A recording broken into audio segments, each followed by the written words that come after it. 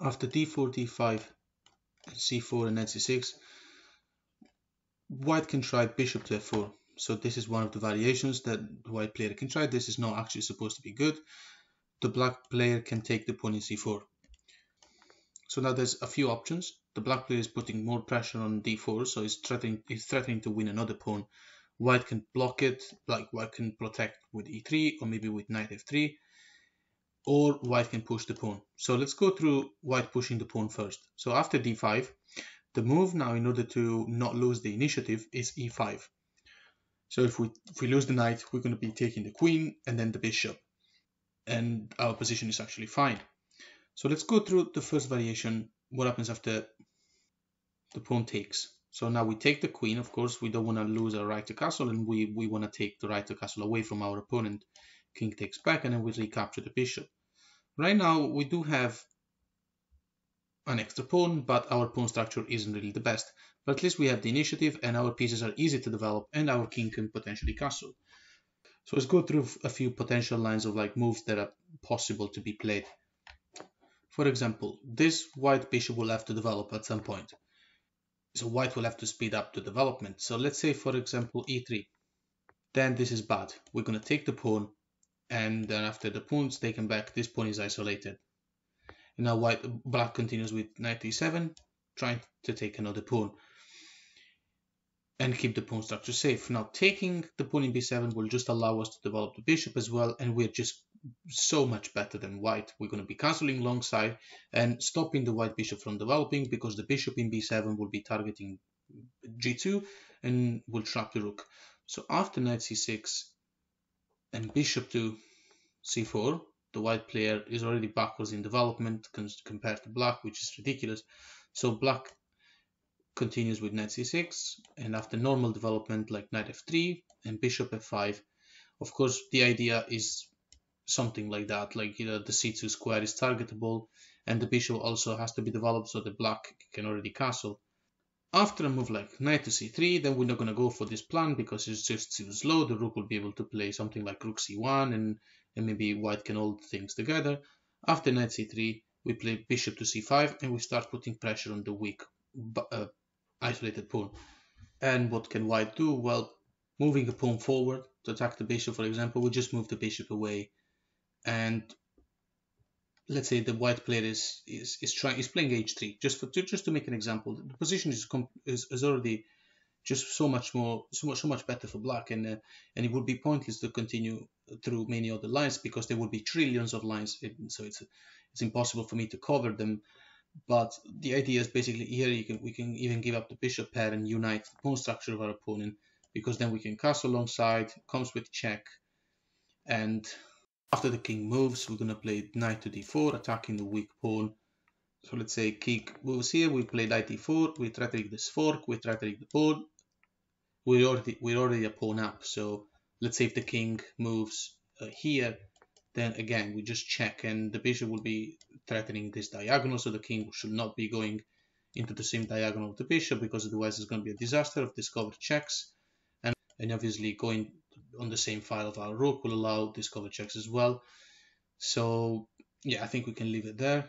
Right, in the same position as before, we tried what happens after the pawn is pushed.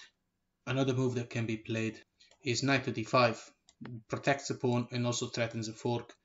But we are so ahead in development, everything is so harmonious, we can just go and castle, and we're pinning the knight. We might play something like knight e7 to attack the knight further. After king e2, I'm pinning the knight. We can just play knight a5, and we're winning here because we're attacking the knight, we're also attacking the bishop. The bishop will have to be swapped, and we will be able to win the knight. So we'll win a piece. So back at the starting position here, bishop f4 is met by pawn takes and d5 and then e5, attacking the bishop. So in the variation where they take a knight, we take the queen, king takes back, and we take the bishop. Earlier we tried e3, it's not good. g3 also is not good, but like, you know, the white player is thinking maybe I can play the bishop in g2, and that's going to be a very good diagonal. And also it doesn't have to worry about the pawn being isolated, because if we were to take, which we're not going to do, then white can take back with the pawn, and the pawn structure is united, and the rook will be on an open file. So after a move like g3, which seems reasonable, black continues with knight e7. So we're going to go after this pawn. This pawn cannot be protected in any possible way. So after the pawn takes, we take back with the bishop. Well, if white doesn't take, then we will take the pawn for free. So bishop to b7 now, and we're threatening the rook. So after a move like knight f3, black's recommended way to continue is rook to d8 check. And again, because the game is so open and there's so many moves that are possible, although of course we know which moves are going to be the good ones, like, you know, developing the pieces and you know, of course we're not going to go through every possible line like a4 for example now, because it's just wrong. And so let's play moves that potentially will happen, and if they don't happen, just be aware of the plan. The plan is to play knight to d5. The knight has got access to b4. The bishop will develop to c5, and the black player can castle kingside. So after king to c1, for example, just to make an example, knight d5, improving the position of the pieces, also protecting the pawn in f4, which we suppose the white player will not take because that would be a bad move. And now, well, we're not going to go through a move like knight c3, right? Because it's just so bad. We're not going to be looking at these lines because simply, well, knight takes and then pawn takes and then check. And this is just helping black. The white player can't go anywhere in here, so we'll have to go to a light square, and so the move like king c2 will be met by this move. So you can figure out what's happening here. So let's go back. A move like knight b to d2 is met by bishop to c5. Black is continuing the development. So what's the goal here? Let's just mention the plan, and then we're going to continue to the next lines.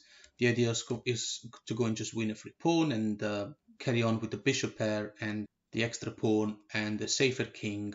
What can white do to stop this from happening? Well, taking the pawn in f4, well, then we could just take back with the knight as well, and our bishop is very strong.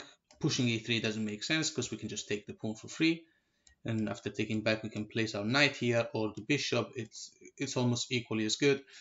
So after a move like knight to e4, for instance, attacking the bishop and protecting the pawn, we can play this beauty of a move, knight to e3, threatening checkmate in one move. So the knight will not be able to take the bishop. At the same time, our bishop is attacking this knight. So taking this knight will run into this check. And well, if the king moves, then this is going to end the game. Then bishop e4 is going to end the game, and if the knight moves, then we can just take the knight with check, and well, white moves, white takes back with the knight, and then yeah, I mean, you can just use your own creativity here. Right, back from the start, we take the pawn, and d5 we play e5. They take our knight, we take the queen. King takes back, we take the bishop, and we tried g3, we tried e3, and the main ideas behind it. Let's try knight f3. Right, so if the previous moves didn't seem to make much sense, and they didn't, well, now knight f3, you know, developing a piece, and let's see how it goes on.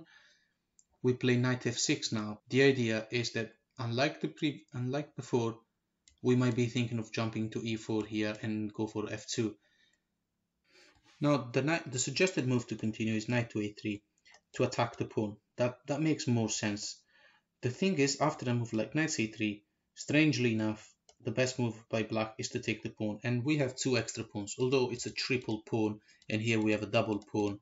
Yet, the good thing about taking the pawn in c6 is that it stops any initiative by the opponent's knight, and the next move by black will be something like rook to b8, exploiting the fact that we have some control over the square b3, and we can just leave this line there because the advantage here is something like +6. Clearly we know the ideas. The white player is completely paralyzed. This pawn can't move without it being isolated. The development of the bishop in c5 is so fluid, and black can just castle. So going back, after knight a3, attacking the pawn, knight e4. That was part of our plan, and it was unstoppable anyway. And we're going to play knight f2. I mean, the idea is to play knight f2. Can the white player stop it by playing king to e1? No, because of bishop b4 check. And well, if the king goes back, then we can do the fork in f2. And if this is blocked, we have two pieces attacking it, so that's not possible. So that means that king e1 is not possible, and the fork is inevitable. It's pointless to mention rook g1, for example, because the pawn is still lost, and after the king moves, we're going to be playing bishop c5, protecting the knight and threatening a discover attack when the knight moves, and the bishop will be in the same diagonal of this rook. So let's just mention another idea here that is possible. Knight to b5. The idea here is that if we do the fork, white will do it too and will take our rook. So after knight to b5, we go on, we do knight f2 for one simple reason. After king e1, we can take the rook, and after knight c7, check, king d8, and white player takes the rook. He might feel like he's kind of equalized the thing, but the problem is that this knight here is trapped, whereas our knight is not trapped. The reason is that our development cannot be stopped.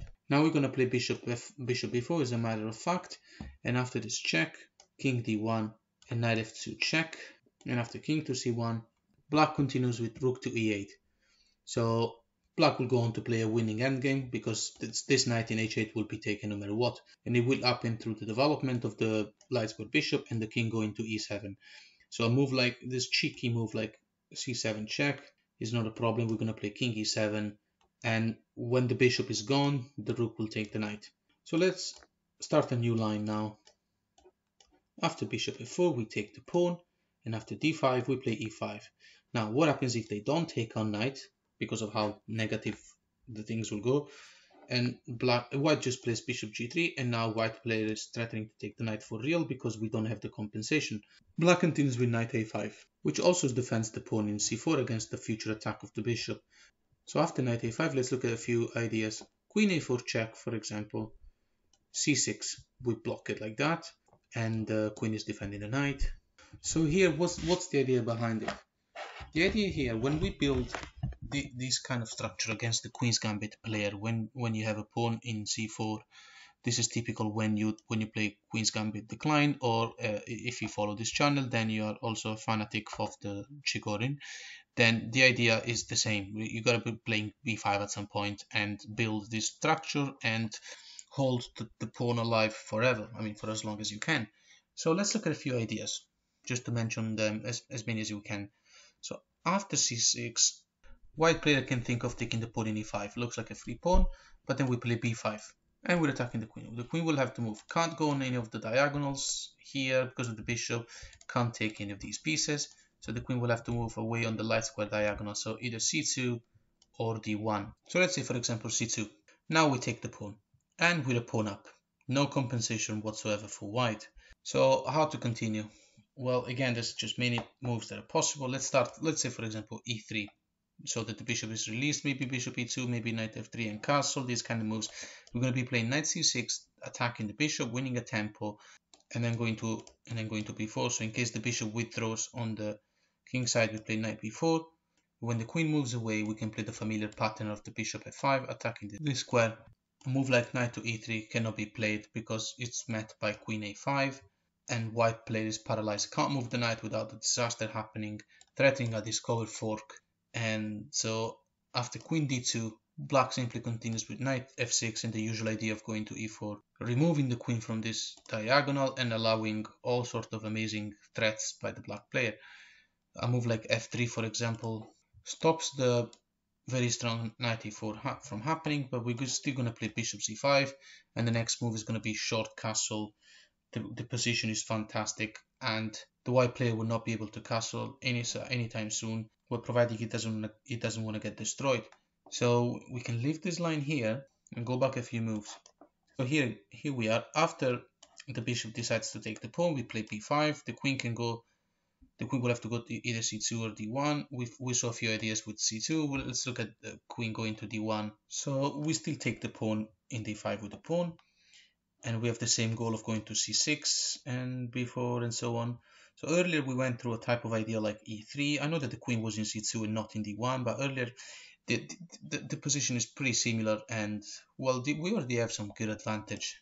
It's literally -4 right now, so you can imagine. Let's look at a move like knight f3, and we can tell how it doesn't change much. We're still going to play knight c6. Also earlier we went through bishop to g3. Let's have a look at this other move, like for example, needless to say, if this move is played for real, we play b4, and after the bishop goes back, we play bishop to e7. We're going to be playing knight f6 and short castle. And by playing b4, by going to c3, the bishop has allowed the black player to go to b4 with a pawn, which has removed from the white player the possibility to develop the knight anywhere that makes sense. and this pawn cannot be removed from b4.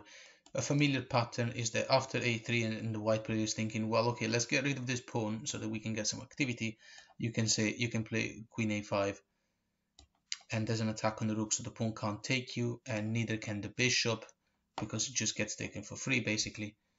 So what can white do right now? Let's say e3, right? The play may be bishop e2 and then castle. So how do we go on? Now we play a5. This is the recommended move to play. We're still a pawn up, and we've built this. We have expanded on the queen side so much. We have a majority of pawns here. We have 4. White, let's make a few developing moves. Bishop e2, we play knight f6, castle, we castle. And this right now looks like a completely normal position, except the fact that we are up a pawn and our pawns are way more advanced on the queen side. So what is it that gives black so much advantage of something like evaluated as -6? What is it that makes black be winning right now? Well, the opponent pieces are paralyzed. This bishop can't move, neither can this bishop. Whereas black's pieces are all easy to be activated. Right now, if black could play again, it would play a move like bishop f5. And then rook to c8, knight to e4, bishop to f6, and slowly gain more and more influence over the board. Now, of course, we don't get to play many moves in a row, but that's the plan we're going for. So after black castle, it's white to move, and as we mentioned, the white player can't move anything. The queen literally has no squares to go to, except c2. That's possible. So we're going to look at that. Knight to c3, knight to a3 is not possible. Knight to b2 is not possible. The two bishops cannot move. So there's basically no moves. Let's have a look. Okay, we're going to be looking at queen c2. Let's also have a look at a move like knight d4. It's met by just a swap, and we are up a pawn. We're willing to trade. We're willing to play knight e4, attacking the bishop. The bishop will have nowhere to go. Let's look at the position of the white player. It literally can't move anything. Knight c3, knight a3 not possible. Knight b2, knight d2 is not possible. So the next move now is bishop to f5, which controls an amazing diagonal. And the idea, of course, is to go bishop, queen b6, attacking the weak pawn. So let's have a look at this move. We already saw a move like this before, a3, with the idea of challenging this very strong pawn chain. In this case, of course, we don't have the queen a5 type of move because it's a completely different situation. We're still going to play queen b6 and win a pawn. We are inevitably going to be putting pressure on the d4 square. So for example, we don't have to worry about the bishop going to g5, because if the bishop were to trade with our knight, well, it is possible, right? This is an idea. The bishop might want to take our knight because it doesn't want the knight to go to e4, and this is a typical pattern. When the bishop in e7 is not protecting by the queen usually is in d8, right? So in this type of situation, the knight can move, but now that the queen is in b6, the knight cannot really move without the bishop being lost. So the bishop might just choose of taking the knight and getting rid of it in order to stop the knight from going to the amazing e4 square. But in this case, we don't have to worry, because if the bishop takes back, we will have a strong attack on an isolated pawn. And besides, the queen b6 move was good because it connected the rooks. So let's say white plays bishop e3, just to make an example. Now black's best move is h6. This is a computer move, and it really shows how white is unable to move. This is some sort of, I wouldn't say Zugzwang, but kind of a Zugzwang. Let's look at the white player. What can he actually do here? Some moves could be like rook e1, or maybe knight b2 and then f3. Rook e1, for example, is met by bishop to d6. The idea now is to make a very strong move. Queen to c7 would be our next move if we could move again, because it threatens two things. It threatens to win another pawn with weakening of the opponent king as well, and also it threatens, so it's like a fork because it's threatening a move, which is c3. The idea is to play c3 with the support of the queen, so that after pawn takes and we can take back, we have a passed pawn that can be protected in many different ways, and that's winning. So after bishop to d6, what if the white player tries knight to b2? The idea of knight to f3 is just too late to play that, simply because we will be able to produce a passed pawn. We're going to play pawn takes now. The rook can't take back because of the bishop, and so we're winning in material as well. If the white player will take, then we do have a passed pawn here. And look at all the squares that we're attacking with our pieces. It's not going to be very difficult for this pawn to keep going. We're going to have to play accurately, but the advantage is massive. So that's how reduced the movements of the white player are when we play this sort of pawn chain with the b5 move. So let's go back to that pawn structure again. Right, here we are. It's always good to make recaps. So after pawn takes and d5, e5, the bishop chooses to go back. And now we play knight to a5. After queen to a4 check, black continues obviously with c6. Now earlier we looked at bishop e5, which comes with b5, and all the ideas that are possible when we have this lovely pawn structure. Let's look in this case what happens after pawn to b4, attacking the knight.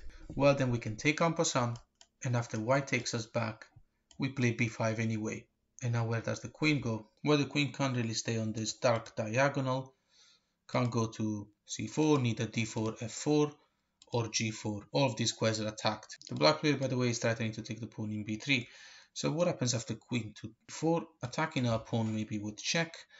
And well, that's nothing to worry about. We're going to take the pawn in b3 and we're attacking the rook. A move like queen takes the pawn with check is losing the game because of bishop e6. This is really good. We're still threatening to take the rook. The pawn cannot take the bishop because of bishop b4. This is a checkmate happening soon. Well, if the knight blocks in d2, we can just take it and checkmate. If the knight goes to c3, then we can checkmate like this. So after bishop e6, if white doesn't take the pawn, rather just saves the rook from the knight, let's say, well, of course, the a3 square, like all of these squares were not accessible. Rook a6 is kind of a joke. Well, okay, rook a6, then bishop e4 check, and that's going to be a disaster. Let's look at rook a2, right, because that's kind of similar, because we're still going to play bishop e4 check. And now, if the king moves, well, then in that case, we play knight to e7. The pawn cannot take the bishop, so it's no longer pinned. And white's initiative and black's initiative is crashing. The white queen will not be able to abandon the pawn in d5 without running into a very strong check with like so many pieces attacking on the opponent's center. This knight and this bishop are not playing the game. And so after a move like knight d2 to block, this also loses to knight takes. And now we're threatening all sort of nasty discover checks, and so after rook takes, we can take the rook, check, king takes back, the pawn is pinned once again, and black is up so much material and excellent, and it's got much better position. The reason why I choose specific lines to cover is because they all offer slight differences from one another in terms of patterns. The lines that there are just so many that it's impossible to cover them all. So for example, I'm not going to cover a move like, earlier when we played b5 attacking the queen, I'm not going to cover a move, what happens after queen h4, looking for a swap. So what's the best move here? Well, of course, we got to take a free pawn with the queen because it wins a pawn, develops a queen, and this h4, queen h4 move was bad.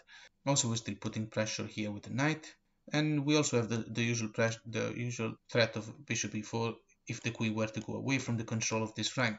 So here we are again. After knight to a5 and queen a4 check, we play c6. Let's have a look at another line. Well, needless to say, e3 will be met by b5 anyway, and black is just winning. What happens after pawn takes, right? This is way more logical because it stops the whole massive pawn chain expansion on the queen side. Now we take back with the knight, and it looks like we have given away the pawn that we were winning. So, but what's the difference here? The difference is in terms of development, right? So we have given up the pawn that we won, but at the same time, our bishops are both releasable, whereas white bishop is not. White knight is developed, none of the white knight is developed. The white bishop is currently hitting something that cannot be taken, and white is not going to be able to castle at least for the next 4 moves, because 1, 2, 3 and then 4, but we're not going to give it time to do that. And of course, white will not be able to castle queenside because of, well, simply because the queen is controlling the file. After the queen takes the pawn in c4, this is already just so much better for black. So bishop b4 check. Knight d2 is not possible because of checkmate. So, well, king can't move, and queen c3 is off the table. So after knight to c3, black continues adding pressure with queen to a5. So let's just go on for a few more moves to see what the ideas are like here. So white needs to carry on with development. And after a move like e3, the only possible way to develop the light square bishop, black continues with h5. Since the white player has opened up this light square diagonal. We're going to threaten the bishop in something that looks very similar to one of those games against the London system, h5, h4, attacking the bishop, and this will force the opponent to open the pawn in order to give to open the h-pawn in order to give a shelter for the bishop. But that will mean more empty squares around the opponent king, which means the opponent king will be less safe. Although it is also arguable that the black player will kind of not have anywhere very valuable to castle the king. The position of the black player is winning because after white plays h3, we can develop the bishop with the tempo.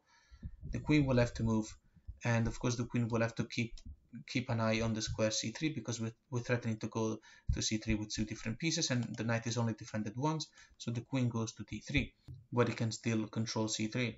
We continue with h4, and the bishop goes back to h2. So as I say pretty much in every video, every single time, none of us is expecting that these exact moves are going to happen, but the patterns are the same. So if these exact moves are not going to happen in the same perfect order, these patterns will happen all the time in these Chigorin games when they play bishop f4. It's very similar to the London system somehow. So let's just close this with this other pattern that is, by the way, very relatable to the London system, which is one of the reasons why it's so important to have a repertoire that is full rather than just knowing what to do against a certain opening. So for example, black's best move now is bishop to f5. You must have seen this move in one of my London system videos, and also you might know it for like theory. Bishop f5 is a typical bishop move attacking this queen to deflect it away. In the London system, we usually have the queen in b6 here going for this pawn in b2 and trapping the rook because the queen is guarding that pawn. In this case, we have a similar pattern. Bishop f5 attacks the queen. The queen will have to move to d2. If the queen takes the bishop, then we can take the knight with check. Pawn takes back, and then we take back with check, and we are chasing after the rook. So after queen to d2, black continues with knight f6. And guess what's going to happen next? Of course, we're threatening to go to e4 with the knight and win the game. And this is a provoking move. This knight f6 is provoking f3, but f3 just makes everything horrible. Black is going to keep developing, rook with the tempo probably. But anyway, if instead of playing this f3 move, white just continues with development like bishop e5, we just play knight to e4, right? And we're going with an attack on the queen. And by the way, needless to mention that even without that kind of move, even without bishop e5 or f3, white player was never able to play a move like a3 because it just didn't help. It's just not fast enough. Also, the pawn can't take the bishop because the queen will be taking the rook.